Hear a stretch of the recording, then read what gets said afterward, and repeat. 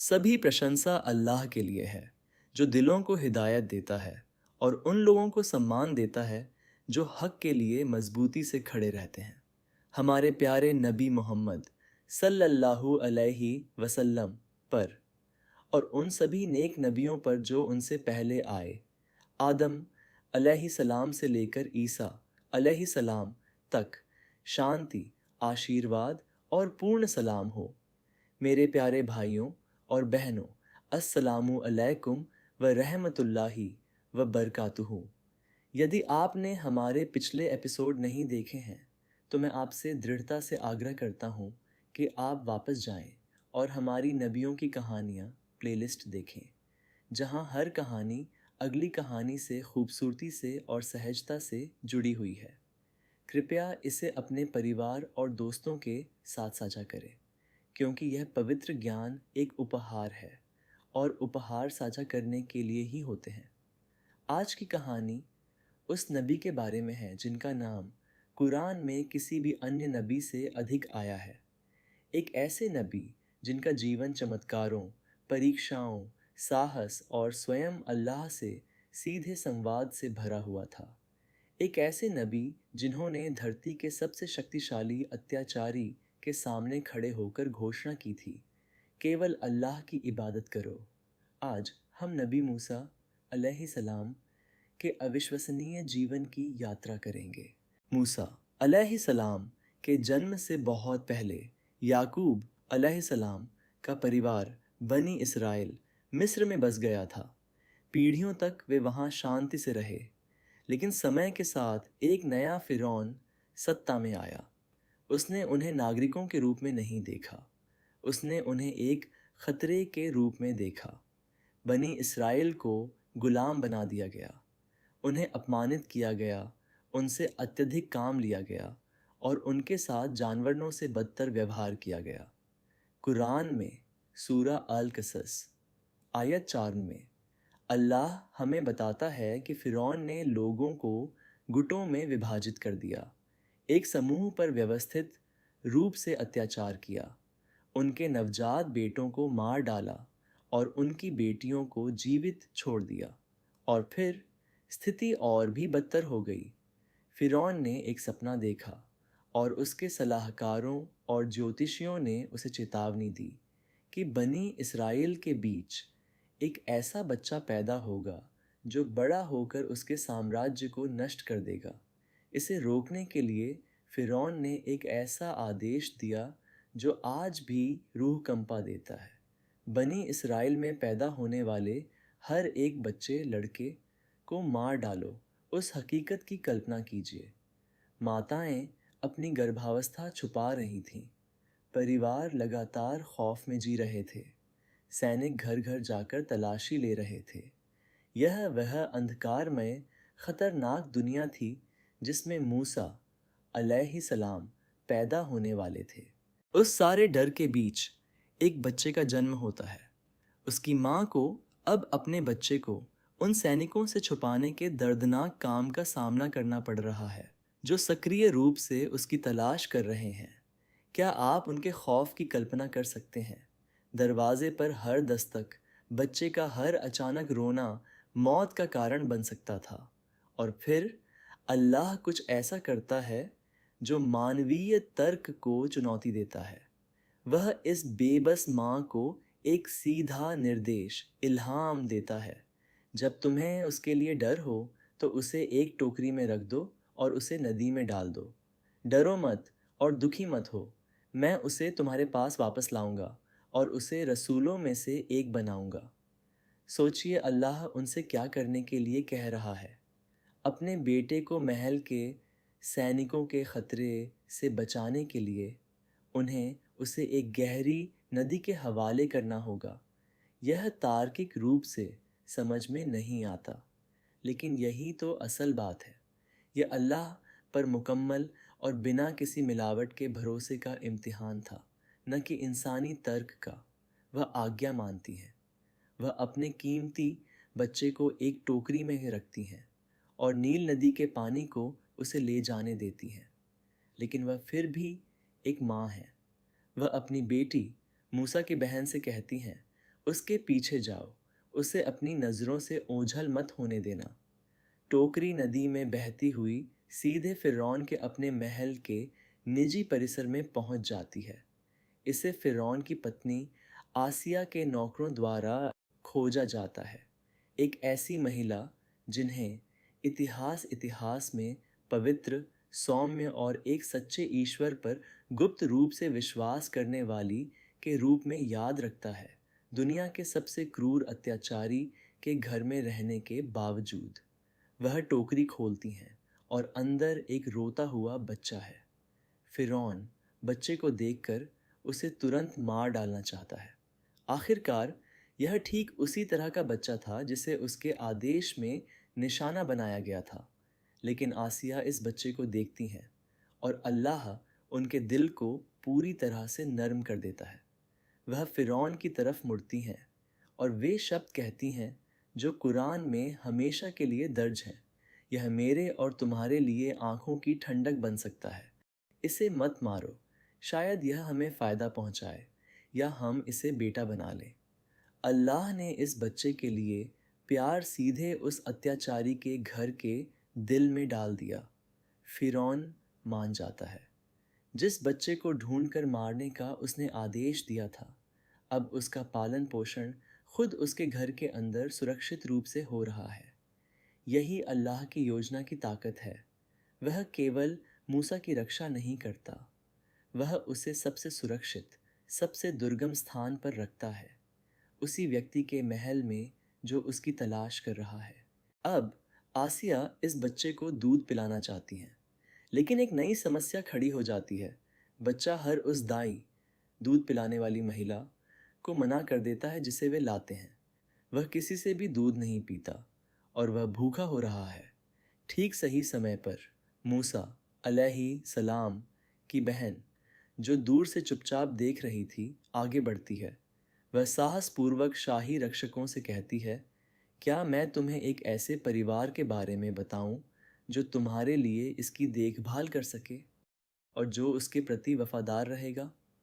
बच्चे को बचाने के लिए बेताब वे सहमत हो जाते हैं। वह दौड़कर अपनी माँ को ले आती है। जैसे ही बच्चे को उनकी गोद में रखा जाता है, वह शांति से दूध पीने लगता है। इस दृश्य की कल्पना कीजिए। यह माँ, जिसे अत्यधिक खौफ के कारण अपने बेटे को नदी में छोड़ना पड़ा था, अब फ़िरौन के अपने महल के अंदर खड़ी है और फ़िरौन के परिवार द्वारा अपने ही बच्चे को दूध पिलाने के लिए उसे पैसे दिए जा रहे हैं। अल्लाह का वादा, मैं उसे तुम्हारे पास वापस लाऊंगा, इस तरह सच होता है जिसकी वह कभी कल्पना भी नहीं कर सकती थी। यह इस कहानी के सबसे खूबसूरत सबकों में से एक है। जब आप वास्तव में अल्लाह की खातिर किसी चीज़ को छोड़ देते हैं, तो वह उसे आपके पास उन तरीक़ों से वापस ला सकता है जिनकी आप कभी कल्पना भी नहीं कर सकते।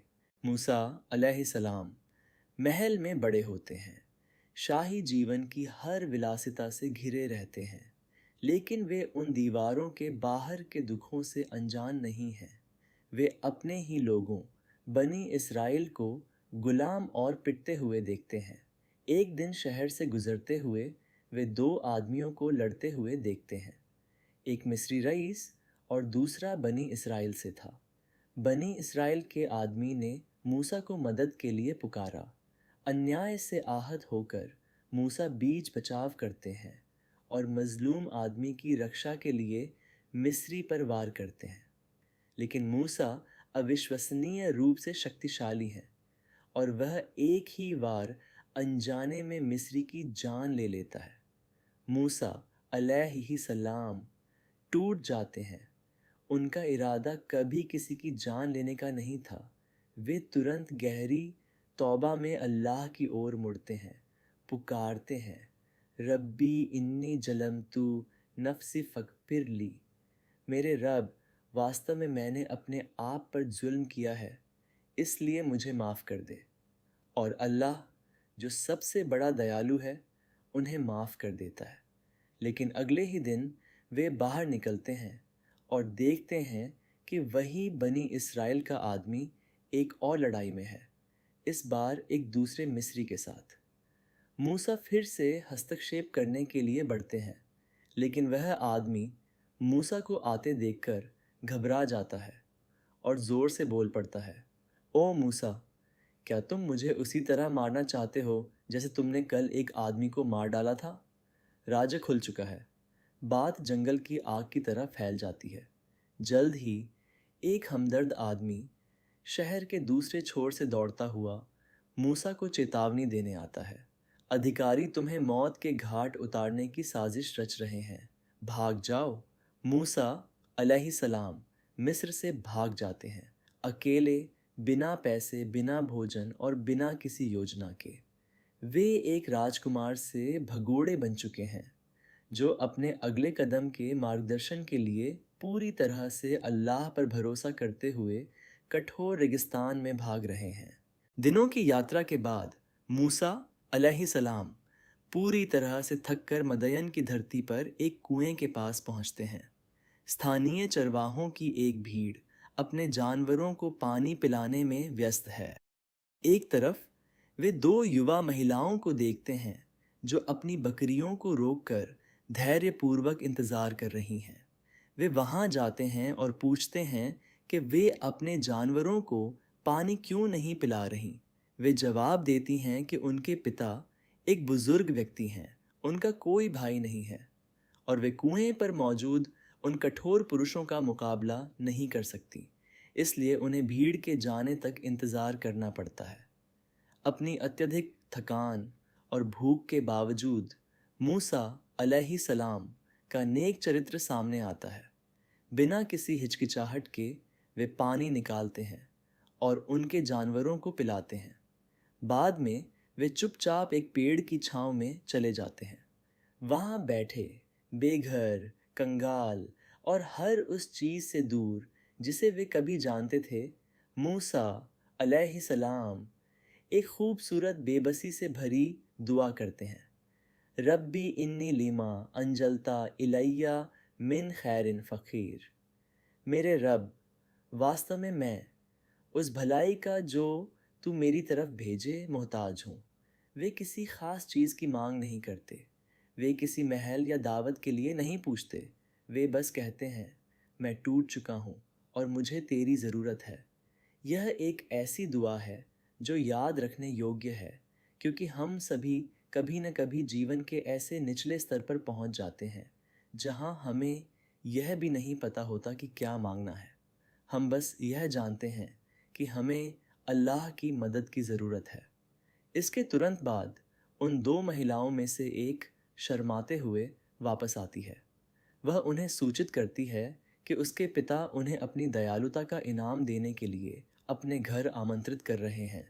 मूसा अलैहिस्सलाम इसे स्वीकार करते हैं और उस बुजुर्ग व्यक्ति के साथ अपनी पूरी कहानी साझा करते हैं। कई विद्वानों का उल्लेख है कि यह सम्मानित बुजुर्ग व्यक्ति या तो स्वयं पैगंबर शुएब अलैहिस्सलाम थे या उनके वंश के एक नेक रिश्तेदार थे। मूसा की ताकत और ईमानदारी को देखकर बेटियों में से एक अपने पिता को सुझाव देती है, ओ मेरे पिता, इन्हें काम पर रख लीजिए। वास्तव में सबसे अच्छा व्यक्ति जिसे आप काम पर रख सकते हैं वह है जो मजबूत और भरोसेमंद हो। पिता मूसा अलैहिस्सलाम के सामने एक सौदा रखते हैं, उनकी एक बेटी से शादी कर लें और बदले में 8 साल तक चरवाहे के रूप में काम करें या 10 साल अगर वे चाहें। मूसा अलैहिस्सलाम सहमत हो जाते हैं और इस तरह मिस्र का पूर्व राजकुमार, रेगिस्तान का भगोड़ा, दुनिया के एक शांतिपूर्ण कोने में अगले दशक के लिए एक विनम्र चरवाहा और एक पारिवारिक व्यक्ति बन जाता है। साल बीत जाते हैं और मदयन में मूसा अलैहिस्सलाम का समय समाप्त हो जाता है। एक अंधेरी ठिठुरती रात में अपने परिवार के साथ यात्रा करते समय वे एक पहाड़ कोहे तूर के किनारे दूर एक आग जलती हुई देखते हैं। वे अपने परिवार से इंतज़ार करने के लिए कहते हैं, इस उम्मीद में कि वे उन्हें गर्म करने के लिए एक जलती हुई लकड़ी ला सकें या रास्ता पूछने के लिए कोई मिल जाए। जैसे ही वे रोशनी के करीब पहुंचते हैं, एक धन्य पेड़ से एक शानदार आवाज़ उन्हें पुकारती है। ये कोई सपना नहीं है, न ही कोई फरिश्ता बोल रहा है। यह अल्लाह है जो उनसे सीधे बात कर रहा है। वास्तव में मैं ही अल्लाह हूँ, ब्रह्मांड का रब। मूसा अलैहिस्सलाम से अपनी चप्पलें उतारने के लिए कहा जाता है, क्योंकि वे पवित्र घाटी तुवा में खड़े हैं। आने वाले बड़े काम के लिए उन्हें तैयार करने के लिए अल्लाह उन्हें चमत्कार प्रदान करता है। उनकी लकड़ी की लाठी एक विशाल रेंगते हुए सांप में बदल जाती है। फिर अल्लाह उन्हें अपना हाथ अपने चौगे के अंदर रखने का आदेश देता है। जब वे इसे बाहर निकालते हैं तो यह एक शानदार बेदाग सफ़ेद रोशनी से चमक उठता है। फिर भारी फरमान आता है, फ़िरौन के पास जाओ।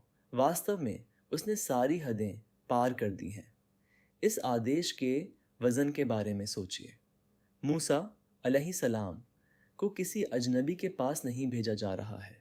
उन्हें उसी महल में वापस भेजा जा रहा है जहाँ से वे भागे थे, उस अत्याचारी का सामना करने के लिए जिसने उनका पालन पोषण किया था और जो कभी उन्हें मौत के घाट उतारना चाहता था। मूसा अलैहिस्सलाम इस जिम्मेदारी के मानवीय वज़न को महसूस करते हुए इतिहास में दर्ज सबसे प्रासंगिक और शक्तिशाली दुआओं में से एक करते हैं। रब्बी शरह ली सदरी व यस्सिर ली अमरी वहलुल उक़दतन मिन लिसानी यफ़क़हू क़ौली। मेरे रब, मेरे लिए मेरा सीना खोल दे और मेरे लिए मेरा काम आसान कर दे और मेरी ज़ुबान की गिरह खोल दे ताकि वे मेरी बात समझ सकें। वे खुलकर अपनी सीमाओं को स्वीकार करते हैं, यह देखते हुए कि उनकी ज़ुबान सबसे स्पष्ट नहीं है, और अल्लाह से उनके भाई हारून को उनका भागीदार नियुक्त करने के लिए कहते हैं। वह मुझसे अधिक स्पष्ट वक्ता हैं, इसलिए उन्हें मेरे साथ मदद के रूप में भेजें। वास्तव में मुझे डर है कि वे मुझे झुठला देंगे। अल्लाह उनकी प्रार्थना को तुरंत स्वीकार कर लेता है और हारून अलैहिस्सलाम को उनके साथ नबूवत पैगंबरी के पद पर उठा देता है। यह कितना अविश्वसनीय सबक है। अल्लाह के एक महान नबी मूसा ने खुलकर अपनी कमज़ोरियों को स्वीकार किया और मदद मांगी। यह कहने में बिल्कुल कोई शर्म नहीं है कि मैं यह अकेले नहीं कर सकता। मूसा अलैहिस्सलाम और हारून अलैहिस्सलाम सीधे सबसे शक्तिशाली अत्याचारी के दरबार में दाखिल होते हैं। वे एक ऐसा संदेश देते हैं जो उन्हें तुरंत मौत के घाट उतरवा सकता था। बनी इसराइल को आज़ाद कर दो और एक सच्चे ईश्वर पर विश्वास करो। फ़िरौन उनका मजाक उड़ाता है। वह मूसा अलैहिस्सलाम के अतीत को सामने लाकर उन्हें अपमानित करने की कोशिश करता है। उन्हें याद दिलाता है कि उनका पालन पोषण उसी महल में हुआ था, उनका खाना खाया था, और फिर उन्होंने एक अपराध किया और भाग गए। मूसा पीछे नहीं हटते। वे पूर्ण साहस के साथ उत्तर देते हैं। अपने दिव्य संदेश को साबित करने के लिए मूसा अलैहिस्सलाम अपनी लाठी नीचे फेंकते हैं। तुरंत वह शाही दरबार के सामने एक विशाल जीवित सांप बन जाती है। फ़िरौन भयभीत लेकिन झुकने के लिए बहुत अभिमानी मूसा अलैहिस्सलाम को बदनाम करने के लिए पूरे मिस्र से सबसे महान जादूगरों को बुलाता है, यह दावा करते हुए कि यह कुछ और नहीं बल्कि एक जादुई चाल है। सार्वजनिक उत्सव के दिन जादूगर अपनी रस्सियाँ और लाठियाँ फेंकते हैं। भ्रम और जादू के माध्यम से ज़मीन रेंगते हुए सांपों का एक भयानक मैदान प्रतीत होती है। भीड़ हाँफ उठती है।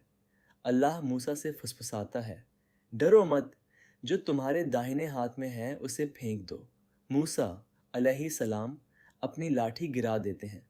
यह बदल जाती है और जादूगरों द्वारा बनाए गए हर एक भ्रम को सचमुच निगल जाती है।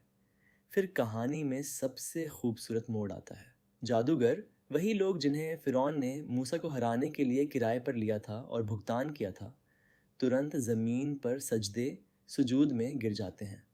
अपने फ़न के माहिर होने के नाते वे तुरंत जान गए कि यह जादू नहीं था, यह दिव्य शक्ति थी।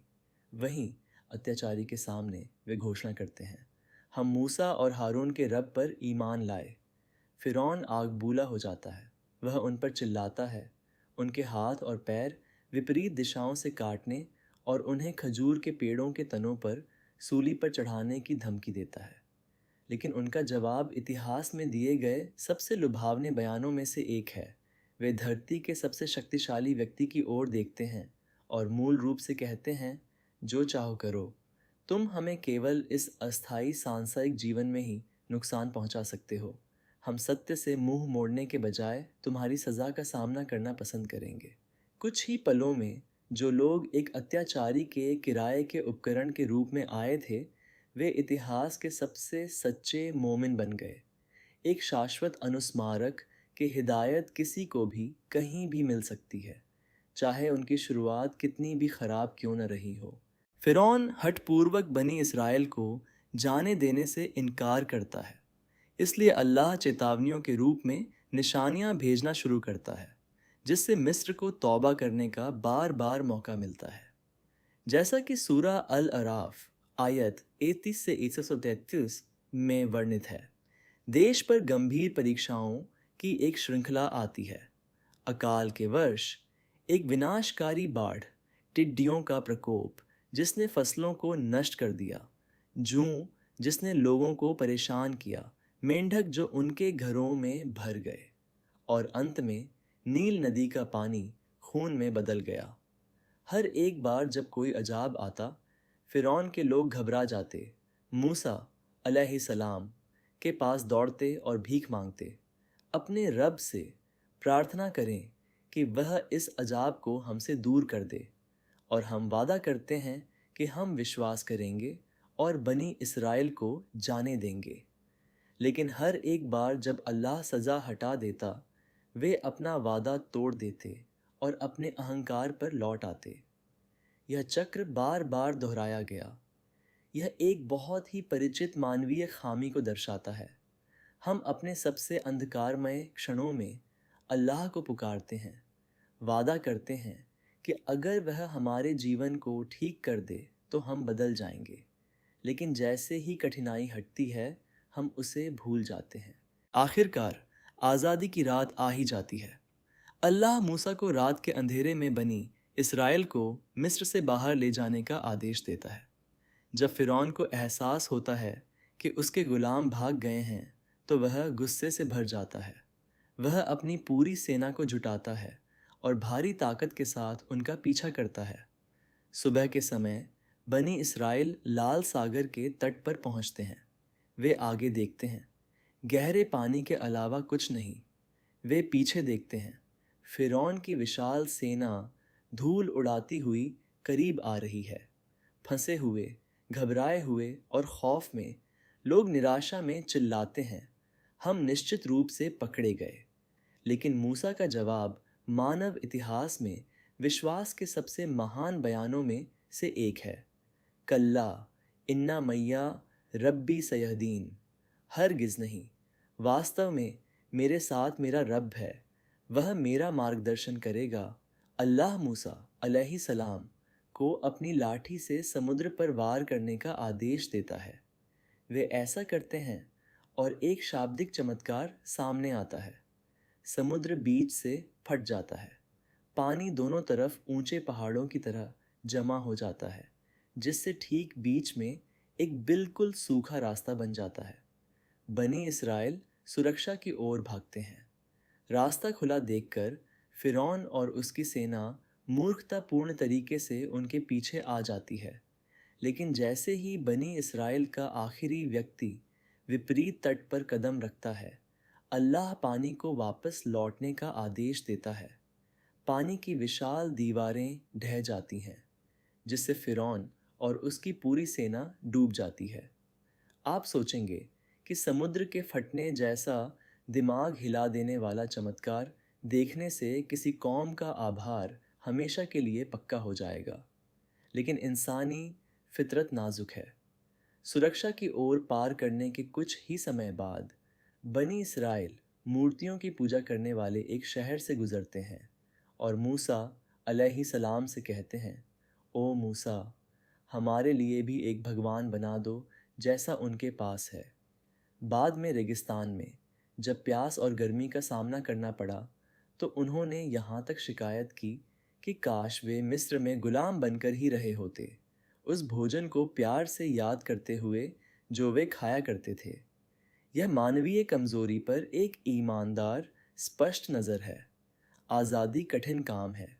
परीक्षाएं सिर्फ इसलिए स्वचालित रूप से गायब नहीं हो जाती क्योंकि कल एक चमत्कार हुआ था। आभार हर एक दिन सचेत रूप से चुना जाना चाहिए। जैसे ही विनाशकारी लहरों ने उसे घेर लिया और मृत्यु एक पूर्ण निश्चितता बन गई, फिरौन आखिरकार हकीकत के प्रति जागा। वह चिल्लाया, मैं विश्वास करता हूँ कि उसके अलावा कोई भगवान नहीं है जिस पर बनी इस्राएल विश्वास करते हैं, और मैं मुसलमानों में से हूँ।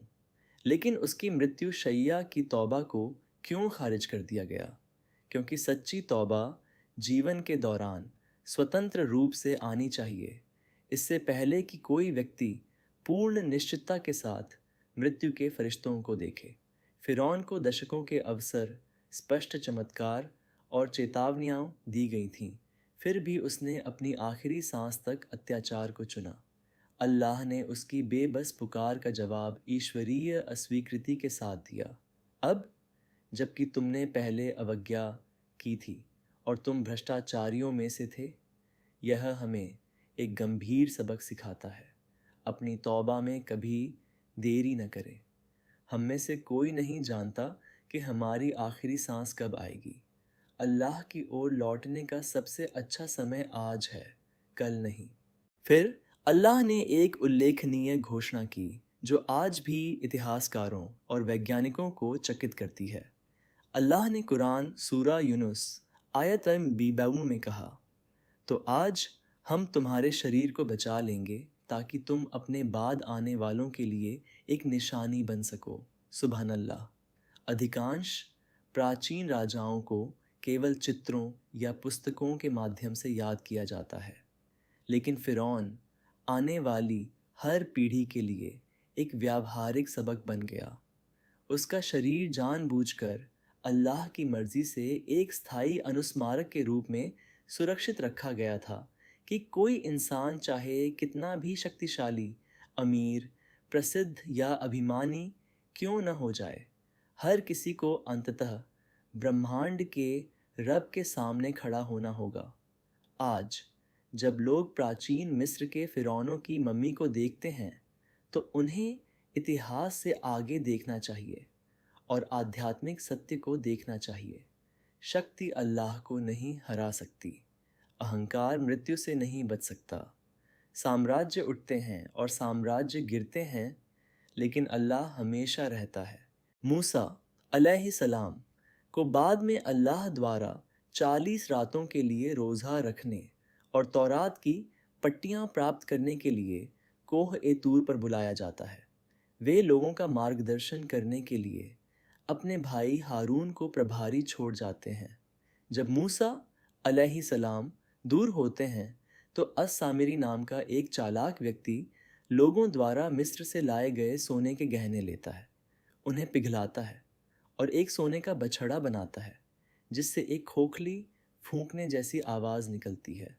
आश्चर्यजनक रूप से समुद्र के फटने का गवाह बनने के तुरंत बाद लोग इस सोने के बछड़े की पूजा करना शुरू कर देते हैं। हारून अलैहिस्सलाम उन्हें रोकने की पूरी कोशिश करते हैं, उन्हें चेतावनी देते हैं कि यह एक ख़तरनाक परीक्षा है और अल्लाह ही उनका एकमात्र रब है।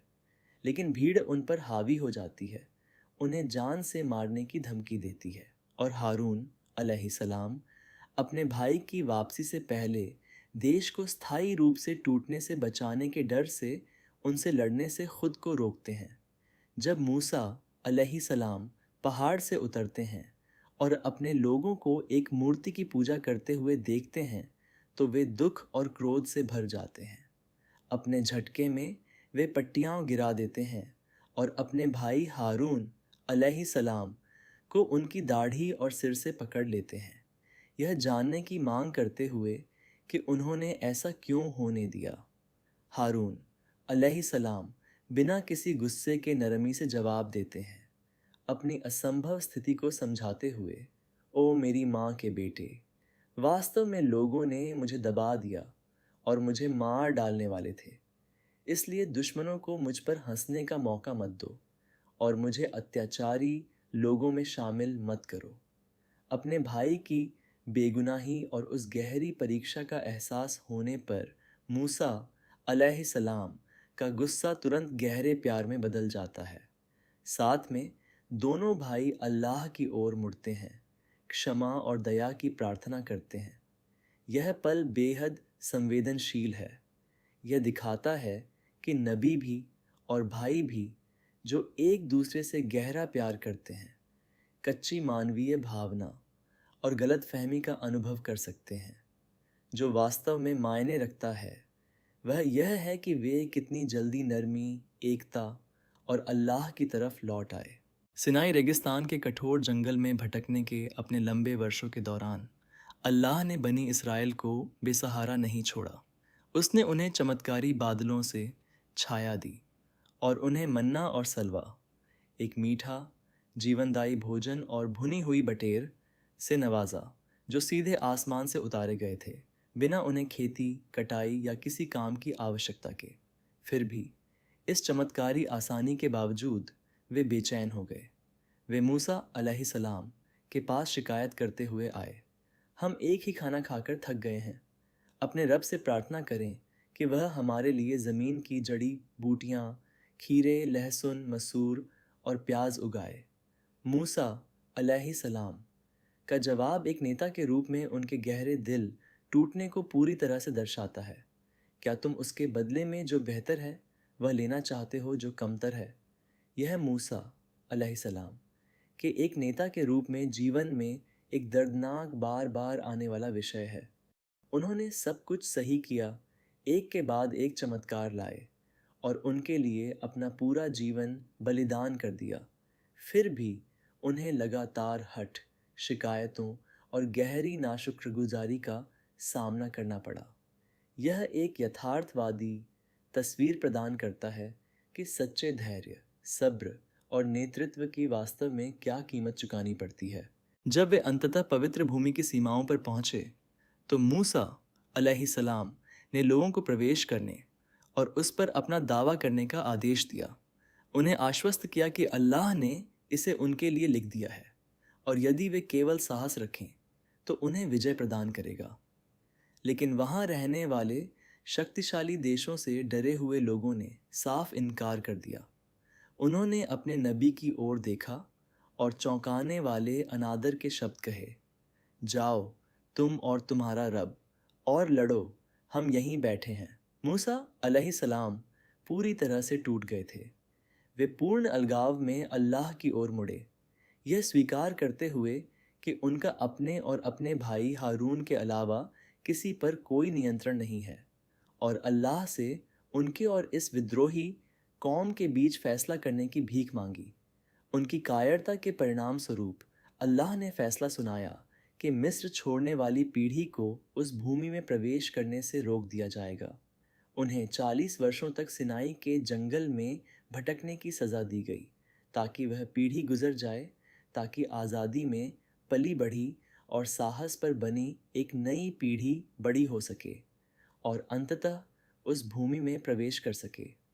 एक ऐसे नबी के दुख की कल्पना कीजिए जिसने अपना पूरा जीवन अपने लोगों को घर लाने के लिए काम करने में बिताया, सिर्फ उन्हें अंतिम रेखा पर अल्लाह के वादे पर डर को चुनते हुए देखने के लिए।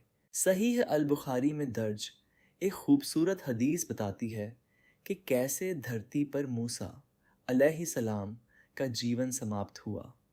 जब मौत का फरिश्ता एक आदमी के रूप में मूसा अलैहिस्सलाम के रूह कब्ज़ करने आया तो मूसा अलैहिस्सलाम ने एक चौंकने वाली, अत्यधिक मानवीय प्रतिक्रिया में उसे थप्पड़ मार दिया, जिससे फरिश्ते की आंख फूट गई।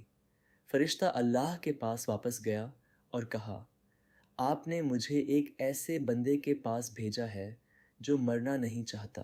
अल्लाह ने तुरंत फरिश्ते की आंख ठीक कर दी और उसे एक विकल्प के साथ वापस भेजा। उसने मूसा अलैहिस्सलाम से अपना हाथ एक बैल की पीठ पर रखने के लिए कहा।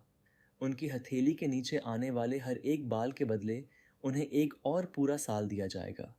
मूसा अलैहिस्सलाम ने सुना, फिर एक साधारण सवाल पूछा। ओ मेरे रब, और उसके बाद क्या होगा? अल्लाह ने जवाब दिया, फिर मौत। मूसा अलैहिस्सलाम ने इस दुनिया की अस्थाई प्रकृति को समझते हुए फुसफुसाया, तो फिर इसे अभी होने दो। अपनी अंतिम मर्मस्पर्शी प्रार्थना में मूसा अलैहिस्सलाम ने अल्लाह से उनकी मृत्युशैया को उस पवित्र भूमि से महज एक पत्थर फेंकने की दूरी पर लाने के लिए कहा, जिसके लिए उन्होंने अपना जीवन तरसते हुए बिताया था। पैगंबर मोहम्मद सल्लल्लाहु अलैहि वसल्लम ने बाद में अपने साथियों से कहा, अगर मैं वहाँ होता तो मैं तुम्हें लाल रेत के टीले के नीचे रास्ते के किनारे उनकी कब्र दिखाता। इस अंत में कुछ गहराई से छू लेने वाला है। एक आदमी जिसने अपना पूरा अस्तित्व अपने लोगों को घर ले जाने में समर्पित कर दिया, अपने अंतिम क्षणों में कम से कम उस भूमि की दृष्टि के भीतर दफनाए जाने के लिए कह रहा है जिससे वह प्यार करता था। मूसा अलैहिस्सलाम की कहानी से सबक। जैसे ही हम इस महागाथा को समाप्त करते हैं, आइए इन 8 महत्वपूर्ण सबकों को अपने दैनिक जीवन में शामिल करें। 8. भरोसे को सही होने के लिए तार्किक होने की आवश्यकता नहीं है। मूसा अलैहिस्सलाम की माँ ने अपने बच्चे को नदी में फेंकने के एक भयानक निर्देश का पालन किया और वही नदी उनकी सुरक्षा का रास्ता बन गई। अल्लाह की प्रक्रिया पर भरोसा रखें। 2. अल्लाह आपको उसी खतरे के अंदर सबसे सुरक्षित जगह पर रख सकता है जिससे आप डरते हैं। मूसा अलैहिस्सलाम उसी अत्याचारी के नाक के नीचे पले बढ़े जो उनका शिकार कर रहा था। अगर अल्लाह आपकी रक्षा कर रहा है तो कोई भी आपको नुकसान नहीं पहुंचा सकता। 3. मदद मांगना कोई कमज़ोरी नहीं है। अल्लाह के एक महान रसूल ने भी खुलकर अपनी ज़ुबान की रुकावट को स्वीकार किया और अपनी सबसे बड़ी परीक्षा का सामना करने से पहले एक साथी की मांग की। 4. हिदायत किसी को भी किसी भी समय मिल सकती है। फ़िरौन के जादूगर एक ही दोपहर में एक अत्याचारी के किराए के औजारों से विश्वास के महान शहीद बन गए। किसी से भी उम्मीद कभी न छोड़े। 5. चमत्कार मानवीय कमज़ोरी को नहीं मिटाते। बनी इस्राएल ने समुद्र को फटते देखा, फिर भी उन्होंने इसके तुरंत बाद एक मूर्ति की मांग की। विश्वास एक मांसपेशी है जिसे दैनिक रूप से आभार के माध्यम से बनाए रखा जाना चाहिए। 6. महानतम नेता भी खामोश दुख सहते हैं। मूसा अलैहिस्सलाम की कहानी केवल जीत की कहानी नहीं है। यह दिल टूटने, आंसुओं और उन लोगों को जिन्हें वे प्यार करते थे विनाशकारी विकल्प चुनते हुए देखने की कहानी है। सही काम करने का मतलब यह नहीं है कि जीवन दुखों से मुक्त होगा। 7. एक साधारण ईमानदार दुआ ही काफ़ी है। जब आपके पास शब्द न हो तो बस कहें, मेरे रब, वास्तव में मैं उस भलाई का जो तू मेरी तरफ भेजे मोहताज हूँ। अल्लाह आपके दिल के अनकहे बोझ को सुनता है। क्रोध एक स्वाभाविक मानवीय भावना हो सकती है, बशर्ते उसके बाद नरमी और जवाबदेही आए। जिस तरह मूसा अलैहिस्सलाम और हारून अलैहिस्सलाम ने अपनी तीखी बहस के बाद तुरंत सुलह कर ली, वह ठीक उसी परिपक्वता, प्यार और विनम्रता का आदर्श है जिसकी आज हमारे परिवारों में ज़रूरत है। भाइयों और बहनों, मूसा अलैहिस्सलाम की कहानी किसी त्वरित, दोष रहित अंत वाली कोई परियों की कहानी नहीं है। यह एक ऐसे व्यक्ति की वास्तविक दृढ़ कहानी है जिसने एक टोकरी में बच्चे के रूप में, रेगिस्तान में एक अकेले भगोड़े के रूप में और एक गरजते हुए समुद्र के सामने एक बहादुर नेता के रूप में अल्लाह पर भरोसा किया। वे अपनी आखिरी सांस तक मजबूती से खड़े रहे। अल्लाह हमें उन लोगों में से बनाए जो उस पर पूरा भरोसा करते हैं, आसानी के समय में विनम्र रहते हैं, परीक्षा के समय में दृढ़ रहते हैं और शुद्ध विश्वास से भरे दिलों के साथ उससे मिलते हैं। आमीन। अगर आपको हमारा यह बयान पसंद आया हो तो कृपया लाइक, शेयर और सब्सक्राइब करना न भूलें। यदि आपने पहले ही सब्सक्राइब कर लिया है तो हमारे सभी सब्सक्राइबर्स को आपके अविश्वसनीय समर्थन के लिए बहुत बहुत धन्यवाद। जज़ाकल्लाहु खैरा। अस्सलामु अलैकुम व रहमतुल्लाहि व बरकातुहू।